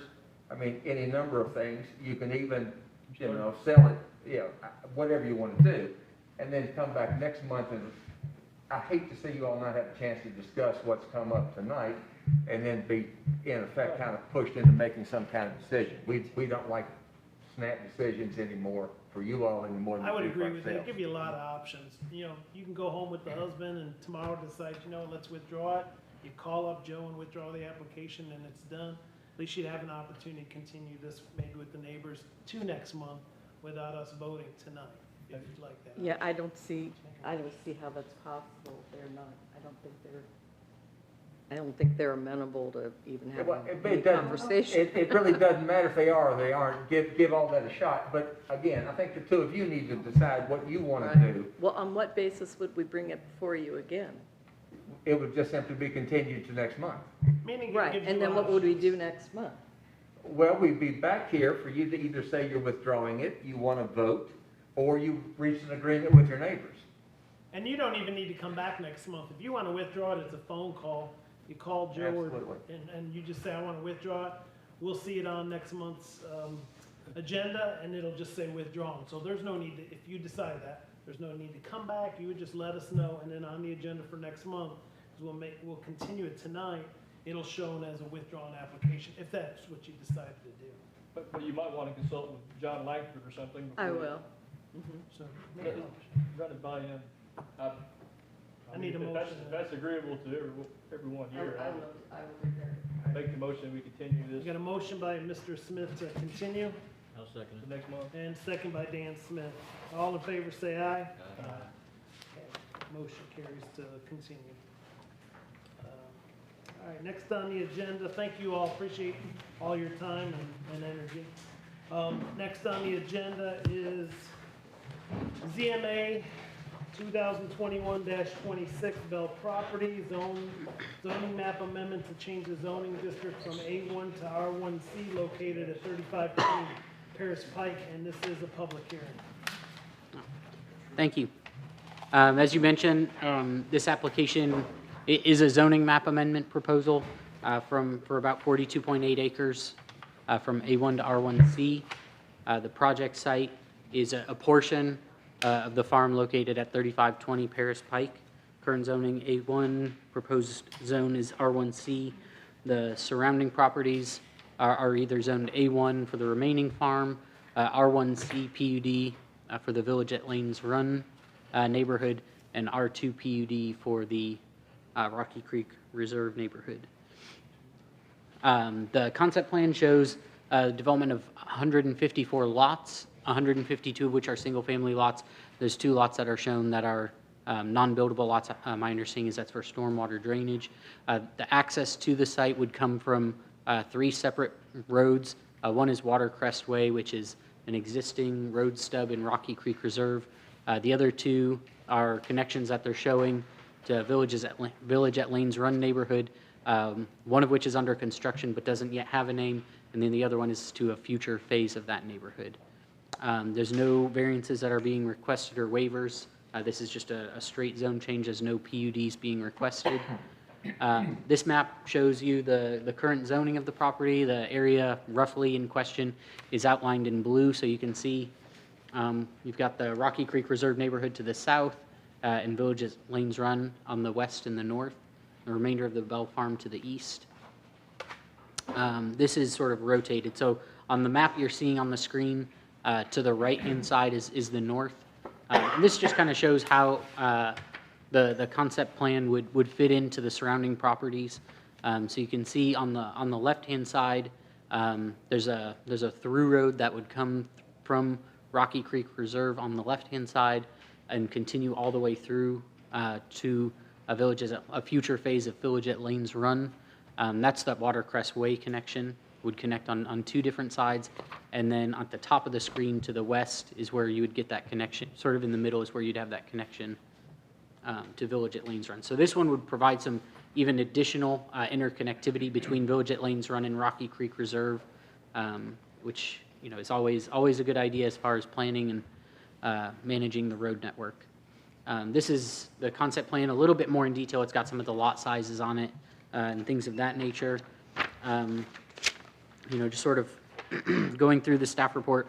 I mentioned that the connectivity that the concept plan shows is very good. It's almost, well, I'll just leave it at, it's very good. The lot sizes that they're proposing, at least as far as the concept plan, all the lots exceed our minimum lot size. The smallest lot that they show is over 7,600 square feet. The minimum lot size for that zoning district, for the proposed zoning district, is 7,500 square feet. The average lot size, excluding the two non-buildable lots, is about 9,800 square feet. I did note that on the concept plan, lots 116 and 117 do have a wetland shown on them. There's an existing farm, pond on that site that shows up on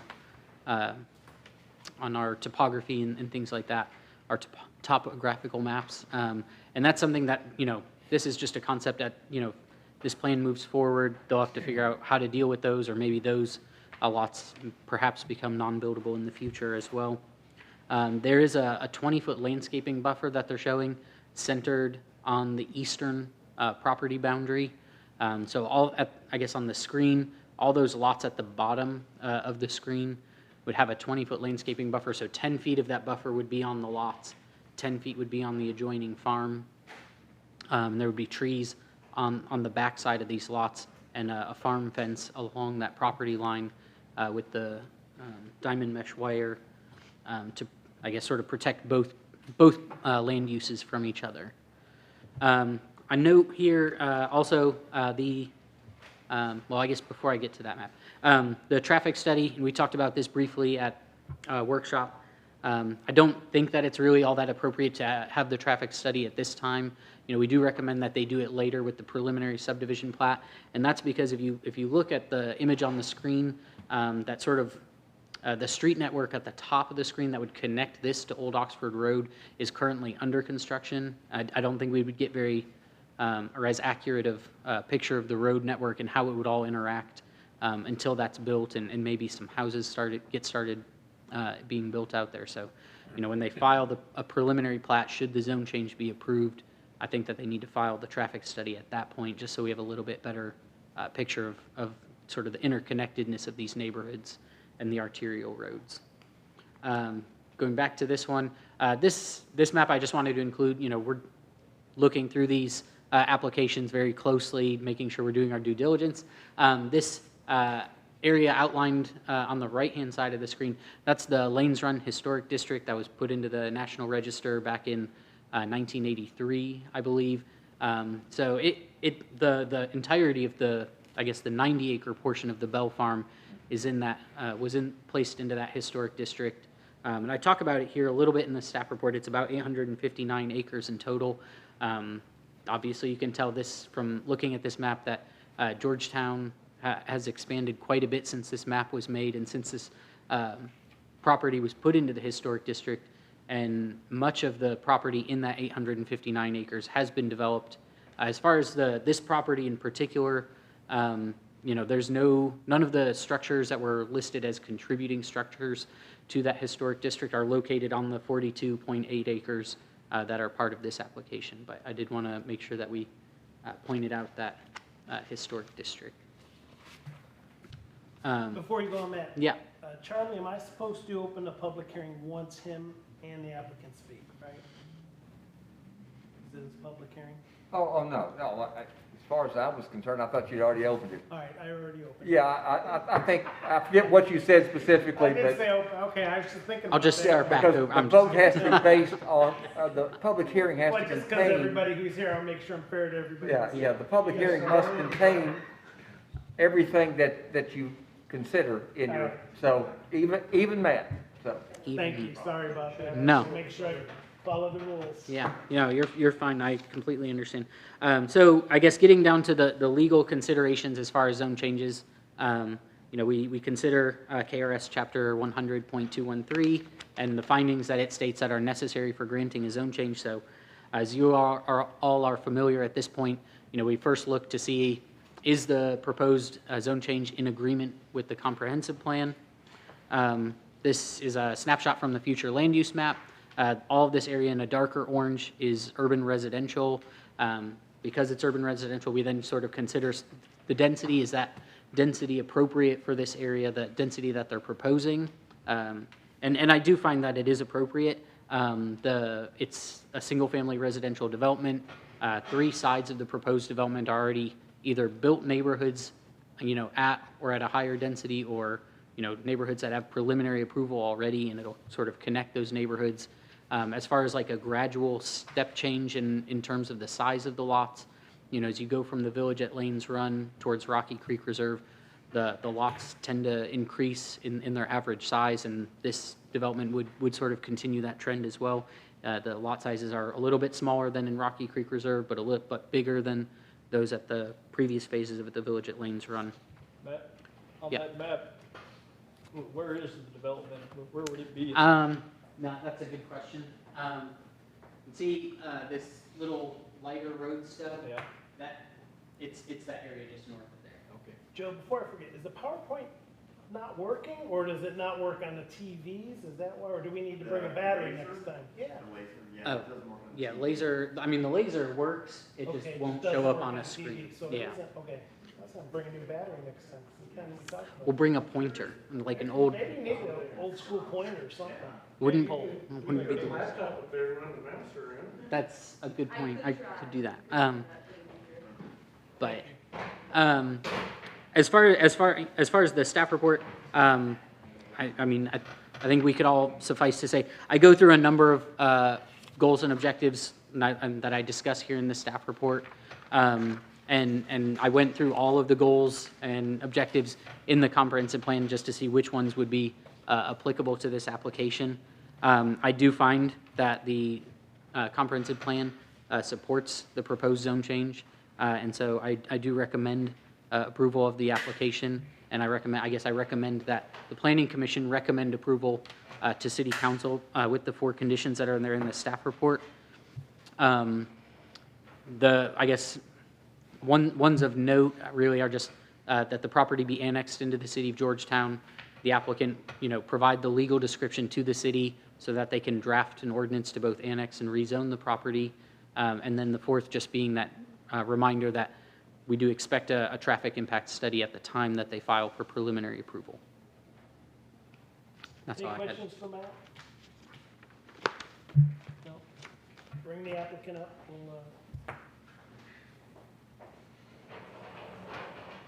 Jonathan Hale with Thoroughbred Engineering, 239 North Broadway, Lexington. And Bruce Langford couldn't make it tonight, so he would be speaking on behalf of United Property Holdings.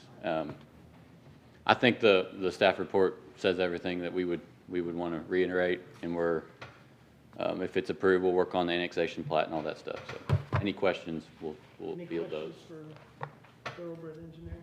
I do just want to make comment to Mr. Charles. Thank you for building a little more than minimum lot sizes, because it drives me crazy with these lots that we're bringing in are bare minimal. So appreciate it, even though it's a few feet, a little larger is better.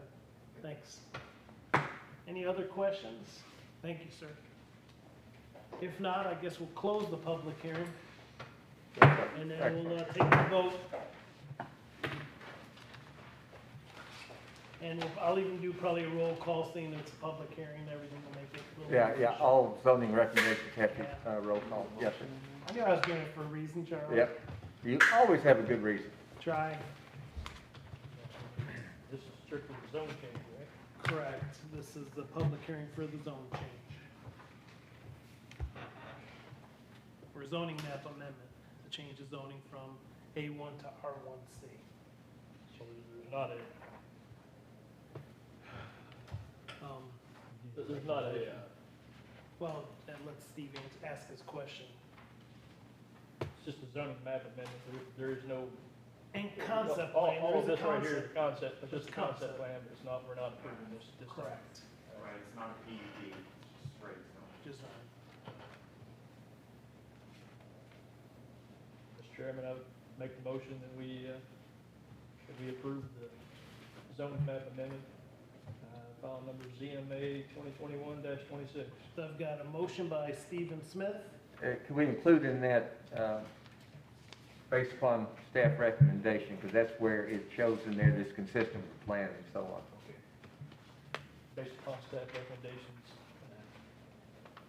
consistency with our comprehensive plan.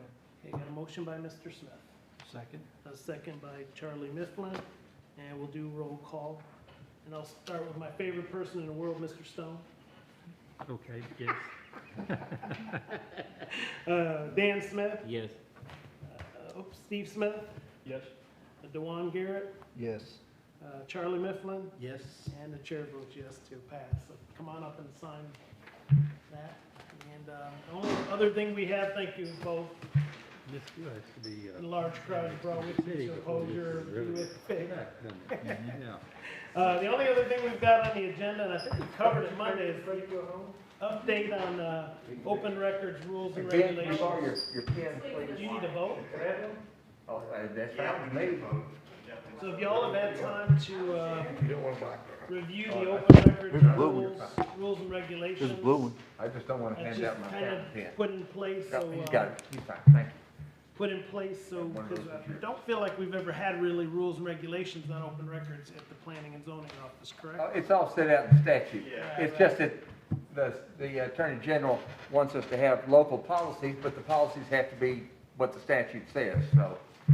So I need a motion if you've taken the time, or if you have questions about updated open records, Thank rules you. and regulations. If not, I guess we're making a motion to adopt this. I so moved. So you got a motion by Mr. Mifflin? Second by Stephen Smith. All in favor, say aye. Opposed? Carries. Anything else? No, the only thing that changes in there, it's gone from 3 days to 5 days, but otherwise it's the same thing that's been on the books. There's that. I've got one thing before. Yes, sir. Oh, I thought you were about to slam it closed. I was, but go ahead. No, I wasn't gonna let him. I had a question. Where's the sergeant at arms? Get this man out of here. Well, first I'll say, we're gonna get started on the comprehensive plan. I mentioned this at a workshop. I was gonna ask for 3 volunteers to sit on the steering committee, but Matt and I went to an interlocal committee meeting today, and we talked to fiscal court members, city council members. They want us to make a presentation. I told them about the comp plan steering committee and how we were going to ask for volunteers from them. They asked for us to come and make a presentation on the comprehensive plan and on our subdivision and development regulations and our zoning ordinance, because they're a little confused about how they interrelate. So we're going to make that on September 3rd at 9 o'clock during fiscal court's regular workshop, but I don't know where it'll be yet. So as soon as we get the location, we'll let you know, but it'll be at that time, September 3rd at 9 a.m., unless they change Will it. you But need volunteer commissioners to come to that? yeah, what I was going to say, if all of you are invited to that, so if you all can come, if you can make it, we'll probably discuss the whole process and how we're going to get the steering committee together. So if you can think about whether you want to volunteer or serve, we'll probably go ahead and defer that, forming that committee till after that presentation. So if you all. Are city council representatives gonna be there also? Yeah, city council will be there. They'll all be there. Fiscal court will be there. So they're going to have to advertise as a public meeting. Joint meeting. So it's possible the date might change, but that's tentatively, it'll be the 3rd, and I'll let you all know if that changes, but it'll likely be the 3rd at 9 a.m. at the library. Sounds good, thank you. Anything else?